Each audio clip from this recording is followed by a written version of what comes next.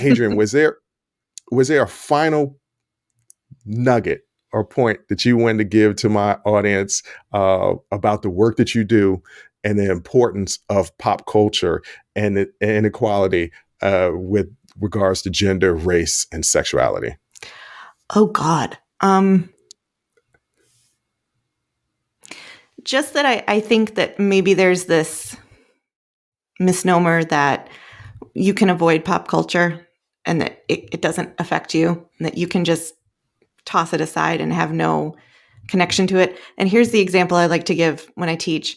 I have never seen an episode of any Kardashian show ever that's ever been on air, except for a 5-minute clip where Khloe had to take a drug test.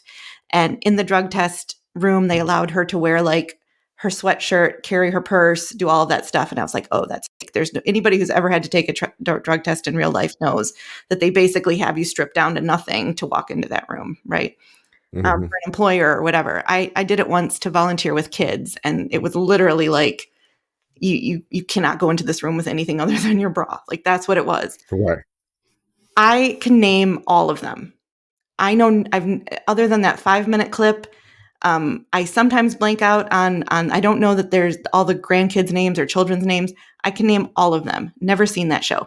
It makes its way into your life. And it's not bad. Like, it's not bad to have strong opinions about Beyonce.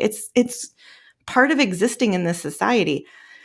Many, many years ago, when World War II was happening, one of the things women would do was draw lines up at the back of their legs because they couldn't afford pantyhose, right? But they still wanted the effect of looking like they had pantyhose lines. So they would take a marker or an eyeliner and just draw that line up because that was part of the fashion of the time. But it's also a statement on where we were at as a country at that moment, right? Like, pantyhose were not available. Why? Well, they were using it for supplies for the war.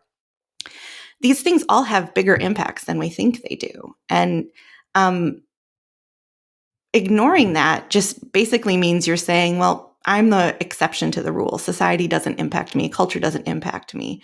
And you don't have to care about all of it, but you do have to understand that it does shape our lives and our experiences. And that is, that's fine. It's actually great to participate in understanding how somebody like Beyonce makes people so happy that they will flock to shows to see her perform. If you like that clip, go ahead and hit that like button. Don't forget to subscribe to catch up on all of our latest content.